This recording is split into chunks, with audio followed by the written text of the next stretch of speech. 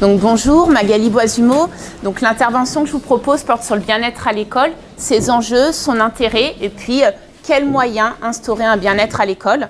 Donc on sait que c'est un sujet d'actualité qui fait l'objet de recommandations institutionnelles fortes et notre intervention se donne pour objet de synthétiser les résultats de la recherche autour de cette thématique pour essayer que les acteurs volontaires de la communauté éducative puissent, dans leur classe, au sein de leur établissement, investir cette dimension et essayer de proposer des dispositifs autour du bien-être à l'école. Alors, quel intérêt de s'intéresser au bien-être des élèves en classe et à l'école ? Toutes les recherches en neurosciences cognitives, en psychologie, en éducation, elles montrent que ces dimensions cognitives et affectives sont si étroitement liées qu'il est impossible et illusoire de chercher, dans le contexte de l'apprentissage scolaire, à les séparer. Notre proposition cherche à s'intéresser, à se préoccuper de l'enfant qui est derrière l'élève. Donc, la relation pédagogique va jouer un rôle crucial à travers l'ensemble de nos propositions. On sait que la question de la bienveillance, du bien-être à l'école et de la confiance prend aujourd'hui le pas et prend aujourd'hui de l'importance sur l'impact que ça peut avoir sur les apprentissages scolaires. Les problématiques sur la qualité de vie et sur le bien-être à l'école, elles sont en plein essor. Elles sont reliées aussi bien à des préoccupations qui sont politiques, qui sont économiques, qui sont sociales, mais de plus en plus éducatives. On sait que la qualité de vie et le bien-être, ce sont des indicateurs dans les enquêtes internationales de l'OCDE. Et le contexte scolaire, il est considéré comme un critère essentiel dans l'évaluation du bien-être des enfants. Surtout qu'en France, aujourd'hui, l'espérance de vie scolaire, elle est de 16 ans et demi en 2013. Ça veut dire que nos enfants restent très longtemps dans l'école française. Donc autant qu'ils s'y sentent bien. Et c'est ce qu'on va essayer aujourd'hui de mettre en évidence. Donc là, on va essayer d'aborder le bien-être des élèves en classe et à l'école. Essayer d'en dessiner un petit peu les contours théoriques et ses différentes dimensions. Donc nous nous appuierons sur les recherches en psychologie positive, qui est l'étude des conditions et des processus qui contribuent à l'épanouissement ou au fonctionnement optimal des personnes, des groupes et des institutions. Actuellement, il y a un changement de paradigme. Le bien-être serait possible pour tous. Et donc, c'est vraiment la présence de manifestations positives d'un bon fonctionnement. Il y a deux conceptions du bonheur et du bien-être qui coexistent, l'approche hédonique et l'approche eudémoniste. Dans l'approche hédonique, la conception hédonique du bonheur, elle est centrée sur les composantes affectives et la satisfaction par rapport à sa vie. On parle, dans la psychologie hédoniste, du bien-être subjectif. C'est un plaisir, une satisfaction, et elle est considérée comme le moteur qui motive l'activité humaine. Donc au niveau de ce bien-être subjectif, défini par le psychologue Ed Diener, c'est trois composantes qui intègrent ce bien-être subjectif: les émotions positives, les émotions négatives et l'évaluation cognitive de sa vie, c'est-à-dire la satisfaction par rapport à sa vie. Du coup, adapté au milieu scolaire, c'est le degré de satisfaction individuelle des élèves et des personnels au sein de l'école. L'approche eudémoniste, c'est une conception qui est centrée sur le fonctionnement optimal, psychologique optimal de l'individu.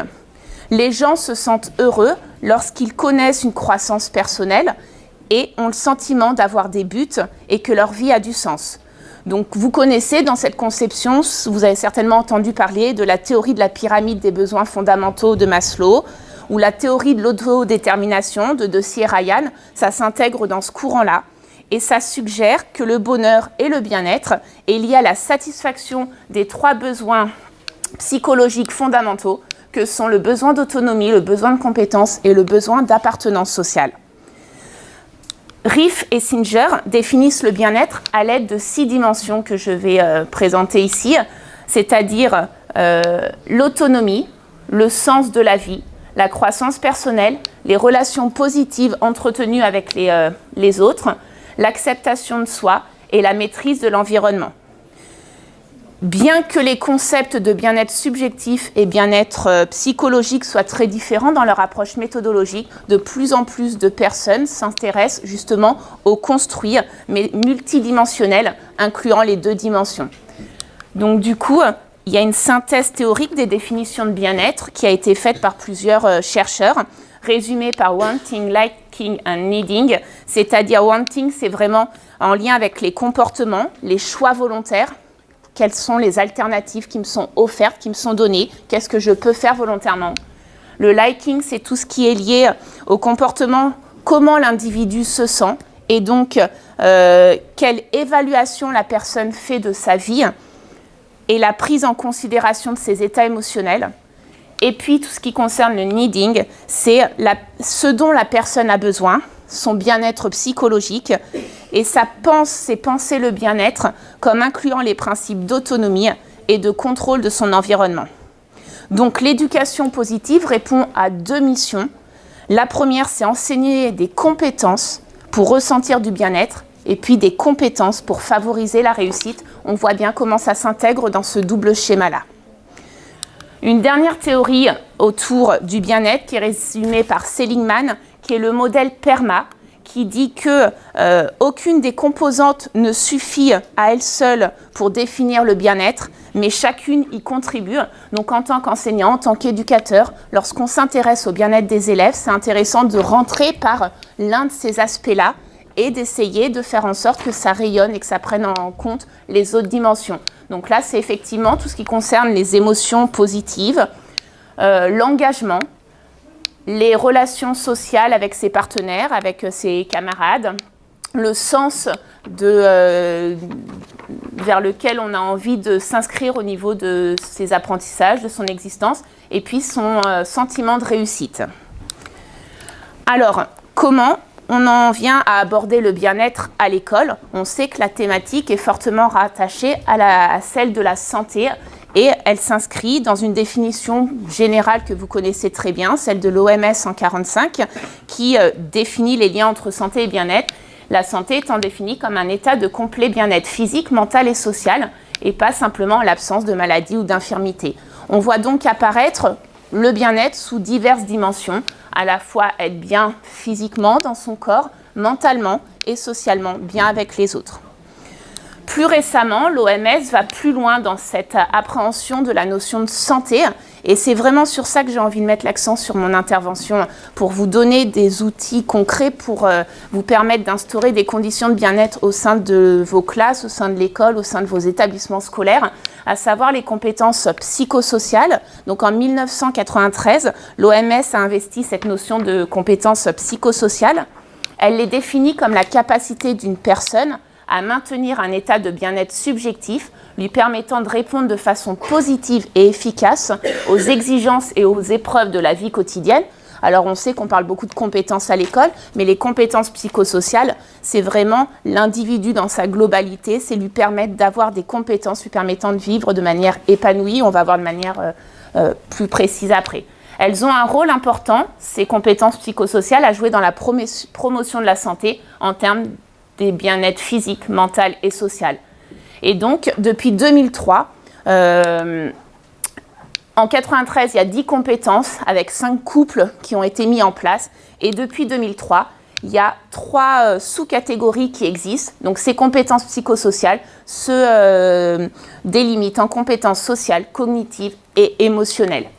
Donc, au niveau de ce tableau de compétences sociales, cognitives, émotionnelles, là, on a toutes les compétences psychosociales. Donc, ce qui nous intéresse dans notre intervention concernant le bien-être, ce sont essentiellement les compétences émotionnelles. Quand on regarde ce qu'il y a comme compétences psychosociales associées, les compétences de régulation émotionnelle, à savoir la gestion de ses émotions, colère, anxiété. Ensuite, les compétences de gestion du stress, plus spécifiquement, au niveau de la maîtrise, par exemple, des techniques de relaxation, la pensée positive. Les compétences d'auto-évaluation, d'autorégulation pour favoriser la confiance et l'estime de soi. On sait que c'est des termes qui sont récurrents, qui apparaissent de manière importante. Et puis également tout ce qui concerne les compétences sociales ou interpersonnelles, notamment à travers la notion d'empathie, également omniprésente actuellement dans la société, et pour essayer de l'impliquer et de l'intégrer au sein de l'école. Plusieurs chercheurs, notamment Lambois et Hall, mettent en évidence que le développement de ces compétences psychosociales ne peut être détaché de leur mise en pratique. C'est-à-dire qu'il s'agit d'inscrire ces compétences psychosociales dans un processus d'empowerment. Et je vais vous expliquer ce que ça signifie, c'est relativement simple. L'empowerment, c'est le processus dans lequel des individus et des groupes agissent pour gagner la maîtrise de leur vie, acquérir un plus grand contrôle sur leurs décisions et les actions affectant leur santé. En donnant les moyens aux élèves, au public qu'on a au sein de l'école, de développer leurs propres compétences, on les rend donc acteurs dans la gestion de leur bien-être. Et donc, ça permet de renforcer leur estime de soi, leur sens critique, leur capacité de prendre des décisions et leur capacité d'action. Donc, c'est vraiment une notion qui est extrêmement importante. Et d'autant plus que ces compétences psychosociales ne peuvent se développer que progressivement via l'interaction et l'expérience vécue. Donc il y a bien un rôle très très important de l'école dans le développement et la proposition de mettre en avant ces compétences psychosociales. Une question qui me taraude depuis le début, est-ce que le bien-être c'est un moyen pour avoir des meilleurs résultats scolaires ? Ou est-ce que finalement, ça peut être une finalité à part entière au sein de l'école ? Le bien-être des élèves à l'école, c'est une variable importante à considérer parce qu'elle renvoie actuellement à des préoccupations éducatives beaucoup plus larges, globales, visant le devenir de la personne, son épanouissement, ses relations sociales et sa qualité de vie. Ce matin, Madame la rectrice parlait du citoyen du XXIe siècle. On est en plein dedans. C'est-à-dire que là, en visant le bien-être de l'enfant, on vise le bien-être également du futur adulte et la capacité qu'on lui donne à mettre en place des compétences pour l'instaurer tout au long de sa vie.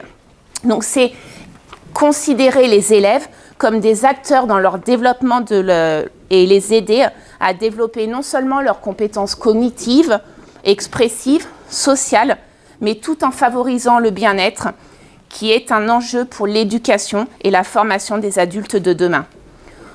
Il y a de plus en plus de systèmes scolaires qui considèrent que la réussite des élèves, ce n'est pas simplement leur réussite éducative, académique, mais qu'elle renvoie aussi à leur bien-être dans différents contextes de leur vie, notamment à l'école. Je veux juste redire, et ça c'est important, que malgré tout, si l'augmentation du bien-être des élèves à l'école est un objectif prioritaire en tant que tel, c'est-à-dire qu'on peut mettre en place des actions visant vraiment le bien-être des enfants, des élèves, il y a un effet positif distal qui est mis en évidence par toutes les études, qui est envisageable sur les apprentissages scolaires, étant donné tous les effets positifs suggérés entre le bien-être des élèves et leur performance scolaire. Notamment toutes les activités centrées sur les émotions. En passant là dans les différents ateliers, il y a beaucoup d'actions qui mettent au centre de leurs préoccupations les émotions des élèves.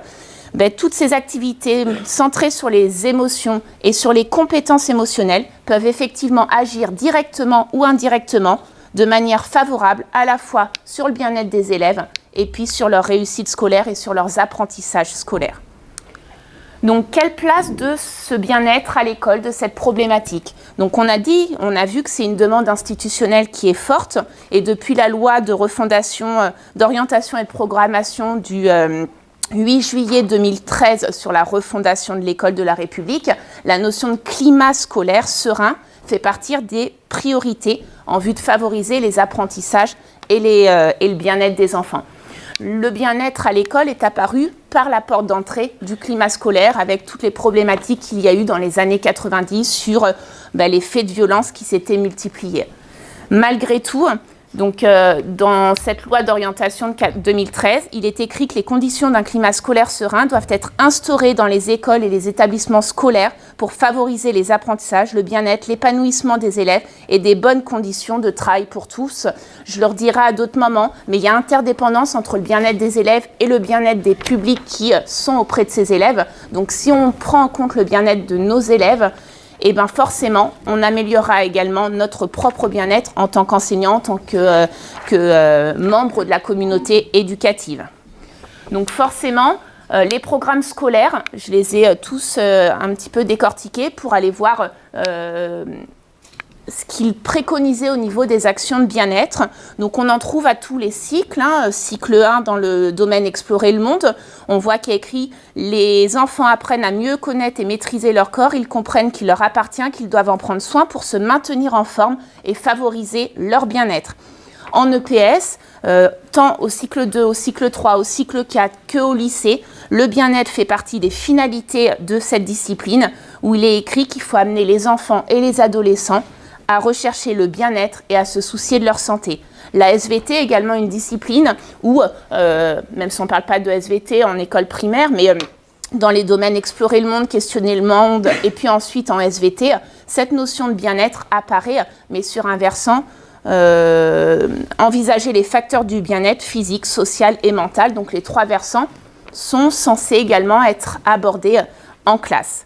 Malgré tout, on constate que c'est plutôt nombre de références au bien-être des élèves dans les programmes s'ancre et renvoie à leur engagement dans des pratiques corporelles. Donc on voit qu'il est sous-entendu que la place du corps à l'école aurait une importance, sauf que vous voyez bien quand on parle des apprentissages fondamentaux, cette place du corps, cette place de l'enfant qui a le droit d'exister au sein de l'école, il est plutôt mis en retrait. Et on se rend compte que s'il y a beaucoup de références qui apparaissent dans les textes, c'est plutôt des allants de soi, des contenus qui sont implicites et on ne donne pas concrètement des moyens, des outils aux enseignants pour instaurer le bien-être dans leur classe. Il y a malgré tout support aux éducations A, c'est-à-dire que ces dernières années, ces éducations A sont devenues incontournables à l'école et notamment l'éducation à la santé qui doit être un des objets d'enseignement de cette école de la République. Donc, nous nous interrogeons également sur le rôle de l'école et la nature de sa contribution dans le domaine de l'éducation à la santé. 2 arguments sont fréquemment invoqués pour légitimer cette éducation à la santé en milieu scolaire. L'école, c'est l'idée d'une action précoce. Plus il y a une action précoce qui est engagée, plus ça engage d'efficacité de l'action préventive. Et puis également, le deuxième argument qui est envisagé, c'est que l'école permet d'atteindre l'ensemble des individus d'une classe d'âge déterminée. Donc du coup, dans la circulaire de 2016 sur cette promotion du parcours éducatif de santé, figure l'idée que la promotion de la santé en milieu scolaire constitue l'un des meilleurs leviers pour améliorer le bien-être, réduire les inégalités. Je continue, en intervenant au moment où se développent les compétences et les connaissances utiles tout au long de sa vie. Donc effectivement, on a un levier intéressant au sein de l'école qui concerne tous les niveaux et par lequel on peut se rentrer. Malgré tout, on se rend compte que du point de vue de l'institution, l'éducation à la santé, elle est intimement liée au bien-être des élèves, encore une fois, sans que les contours, les liens, les influences réciproques de ces objets soient explicités. Il y a également des auteurs qui mettent en évidence que des liens forts existent et s'articulent entre le développement de l'éducation à la santé et l'éducation à la citoyenneté, notamment si on s'inscrit dans ce processus d'empowerment, c'est-à-dire construire des compétences permettant à la personne de faire des choix éclairés et responsables, c'est-à-dire donner à nos élèves les moyens de construire leur propre liberté comme personne et comme citoyen. Donc c'est vraiment le parti pris de toutes les actions que je vais ensuite vous proposer. C'est ce mode d'entrée, à la fois s'appuyant sur cette éducation à la santé pour viser le bien-être de tous les élèves, dans une démarche citoyenne où on donne aux élèves les moyens de devenir compétents en développant leurs compétences.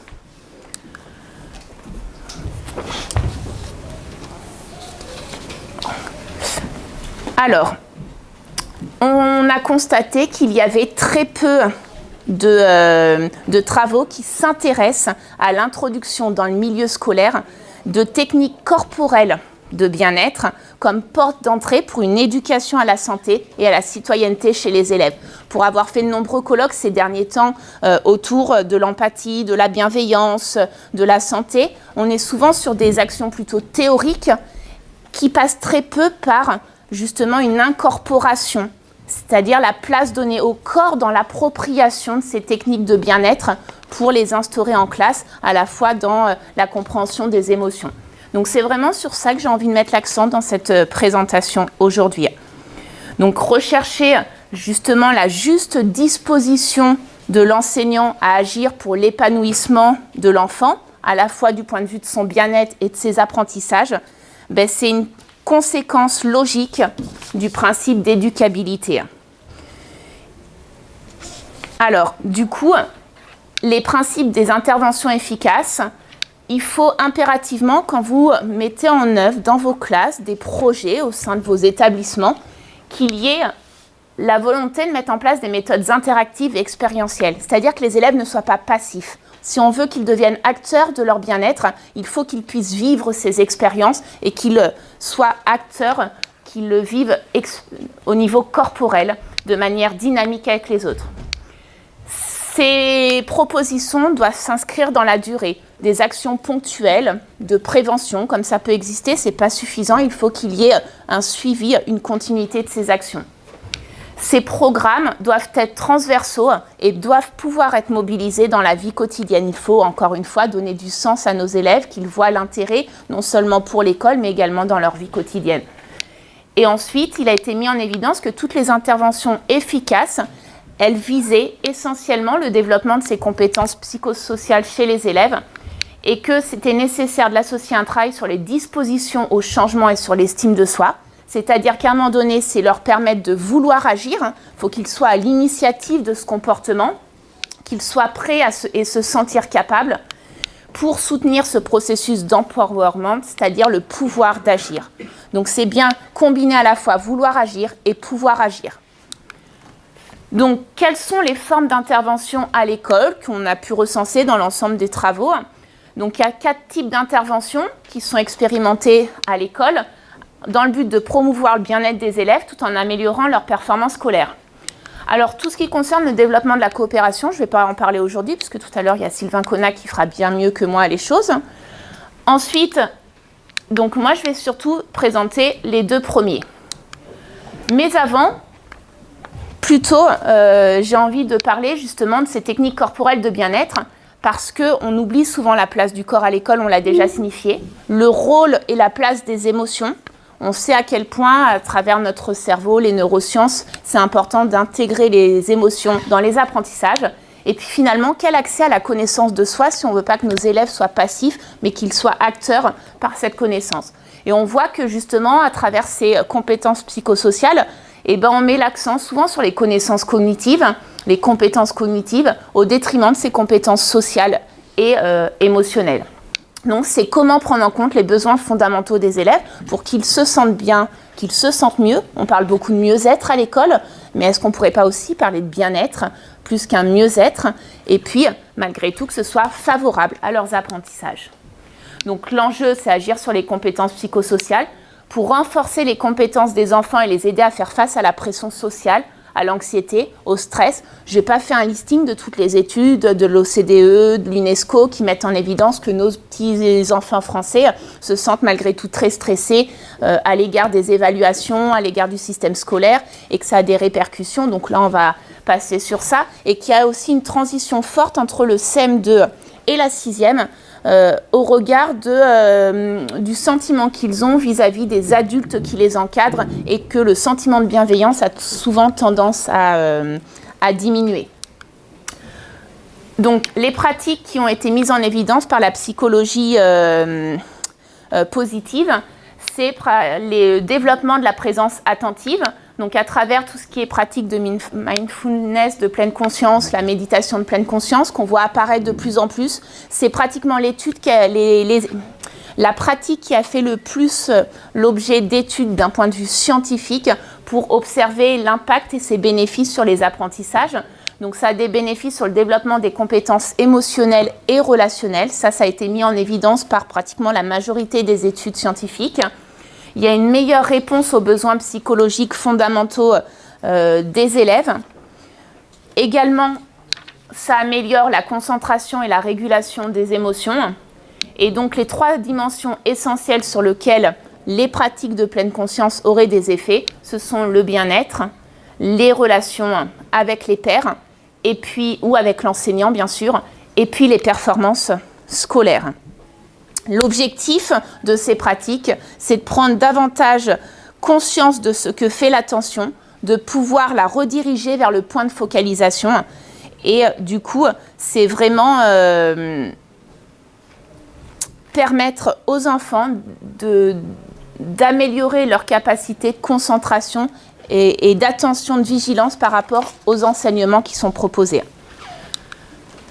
Au niveau de la deuxième proposition, qui est faite, qu'on revoit beaucoup dans les propositions des chercheurs, en lien avec forcément les enseignants, c'est l'orientation de l'attention vers les aspects satisfaisants du quotidien. Alors, je vous ai dit que je proposerai ici que des pratiques corporelles de bien-être. Là, je vais m'en extraire un petit peu, puisque je m'en appuierai ensuite sur une autre proposition.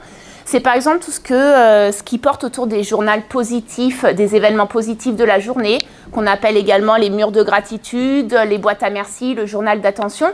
C'est faire en sorte de centrer l'attention des élèves, de contrebalancer le biais de négativité et de permettre, on a tous une tendance naturelle, à prendre en compte davantage les aspects menaçants et à ne pas percevoir les aspects positifs. Donc c'est essayer à travers cette démarche de remettre l'accent sur les aspects positifs de ce qui est arrivé dans la journée. Donc c'est réorienter l'attention vers les aspects positifs et ça augmente à la fois le bien-être de l'individu qui l'éprouve, de celui qui en reçoit, augmente les émotions positives et le degré de vitalité des élèves. À travers ces attitudes, il y a vraiment la place de la gratitude qui est mise en évidence pour le vivre ensemble, qui a un impact fort à la fois pour celui qui éprouve la gratitude, mais également pour celui qui en reçoit l'expression. Et ce type de fonctionnement, instauré dans le quotidien de la classe, de l'école, ça a tendance à l'altruisme, à augmenter l'altruisme, l'entraide, la coopération, et ça modifie significativement le climat de classe. Alors, concernant plus spécifiquement les pratiques corporelles de bien-être qu'on voit naître de plus en plus dans les établissements au sein de l'école, on voit la place par exemple que peut avoir la relaxation. Alors je mets relaxation, j'aurais dû mettre un S avec tout ce qui peut être visualisation mentale, sophrologie et tout ce qui en décline. Donc là, il y a de plus en plus d'ouvrages qui apparaissent sur la relaxation à l'école, des ouvrages pédagogiques. Malgré tout, l'ensemble des études mettent en évidence que les pratiques de la relaxation, ça permet d'améliorer la gestion des compétences émotionnelles, ce qui est vraiment fortement important pour nos enfants. La méditation, c'est ce qu'on a vu tout à l'heure, c'est les pratiques de pleine conscience. Malgré tout, il y a de plus en plus d'ouvrages auxquels les enseignants se réfèrent et qui apparaissent également, quel que soit l'âge des enfants. Et les résultats montrent tous une meilleure attention, une attention sélective, de meilleures compétences sociales et une diminution de l'anxiété, notamment pour les évaluations. Vous entendez de plus en plus parler également peut-être de la cohérence cardiaque, avec les expérimentations pédagogiques qui sont faites. On parle de respiration synchrone pour les enfants. Et donc, au plan psychologique mental, ça permet de réduire le stress, d'augmenter, avoir une meilleure clarté mentale, permettre de lâcher prise, augmenter l'équilibre émotionnel. Donc ça, c'est des choses qui peuvent être mises en place assez facilement au sein de la classe, qui durent 5 minutes maximum et qui ont des répercussions intéressantes pour les élèves. Au plan physiologique, juste ça réduit le cortisol et ça augmente les ondes alpha cérébrales qui permettent l'apprentissage, la mémorisation. Je ne vais pas développer plus, je suis obligée de faire un petit listing rapide parce que le temps m'est presque terminé. J'avais envie de parler de quelque chose qu'on entend peu, mais qui se développe de plus en plus. Si vous allez voir sur le site de MISA France, ce sont tous les massages. Alors souvent, effectivement, il y a des intervenants extérieurs, mais on peut se former très rapidement et l'instaurer très facilement au sein de sa classe. Et ça a des caractéristiques, l'organisation est extrêmement intéressante, les bénéfices sont fort intéressants également, puisqu'on sait que la place du toucher dans la relation aux autres est importante. Il y a toujours un protocole avec une demande de permission, le masseur écoute, les remerciements réciproques. Donc on voit, tout à l'heure j'ai parlé de la gratitude, puisque là on est dans un phénomène de gratitude et qu'à travers cette pratique, on peut obtenir tous les bénéfices exprimés tout à l'heure. Et donc les effets bénéfiques, Je ne vais pas les redétailler là, mais ça a un effet calmant, ça diminue le taux du stress, ça améliore la concentration, mémorisation, on voit que ça favorise l'empathie, le respect d'autrui, la détente, la gestion émotionnelle, donc on voit qu'on est toujours dans nos compétences psychosociales et renforce l'estime de soi. Et puis on voit apparaître également des pratiques qui sont pour le coup réellement corporelles, qu'on peut mettre en place soit en EPS, soit de manière globale au sein des classes, puisqu'il y a plein d'ouvrages qui le proposent pour les classes, notamment le yoga ou des pratiques d'étirement pour permettre de réapprendre à focaliser l'attention sur le corps et la place du corps dans la journée en classe. Donc, une dernière chose, c'est le rôle de l'enseignant. Et ça, c'est vraiment quelque chose que je veux transmettre parce qu'il y a vraiment interdépendance du bien-être des élèves et de celui de l'enseignant. Et il semble important de comprendre que plusieurs compétences et attitudes sont nécessaires à l'émergence d'une bienveillance, d'un climat de classe bienveillant, authentique et efficace pour améliorer significativement le bien-être d'autrui. Donc en tant qu'enseignant, en tant qu'acteur de la communauté éducative, il faut effectivement à la fois être en présence attentive auprès des enfants, des élèves, avoir développé déjà des compétences émotionnelles et il faut une cohérence avec les valeurs et les actions mises en œuvre par l'enseignant dans sa classe. Je m'arrêterai là, juste sur les formes possibles d'intégration. Dans le primaire, ça peut être questionné dans le quotidien des classes, soit lors de séquences spécifiques, mais peut-être également lors des micro-coupures. Tout au long de la journée, on se rend compte que les enfants ont des baisses d'attention, des baisses de vigilance, que leur corps parle pour eux et qu'ils gigotent partout. On peut faire sous forme de 3-4 minutes des micro-coupures utilisant l'ensemble ou différentes techniques qu'on a pu cibler précédemment. Dans le cadre de rituels, dans le cadre de l'aménagement des classes, des espaces, sous forme de cartes. Beaucoup, là, parmi vous, utilisent des cartes. Ça peut être des jokers. J'ai des jokers. J'ai le droit de déposer sur le bureau de l'enseignant un joker pour aller faire un exercice qu'on a déjà vu, d'étirement, d'automassage, de respiration. Mettre un petit isoloir d'un côté, un espace où l'enfant, il a le droit pendant 10 secondes, 30 secondes à aller se détendre au sein de sa classe. Et dans le second degré, il y a de plus en plus, j'invite fortement pour créer une unité, une concertation, que ce ne soit pas uniquement du fait de quelques initiatives d'enseignants au sein de leur classe, mais que ce soit vraiment sous forme de projet d'équipe, parce qu'on sait très bien que s'il y a une continuité, on risque de toucher beaucoup plus d'élèves et que ça va avoir des répercussions, non pas sur un temps donné ponctuel, mais que ça peut avoir des répercussions sur le climat scolaire de l'ensemble de l'établissement, et c'est valable également dans le primaire. Et dans le second degré, on se rend compte que c'est effectivement beaucoup, soit la vie scolaire, soit les infirmières, qui s'emparent de cette question du bien-être. Or, elle devrait être au centre des préoccupations également des enseignants et pas que des partenaires des enseignants. Je vous remercie pour votre attention.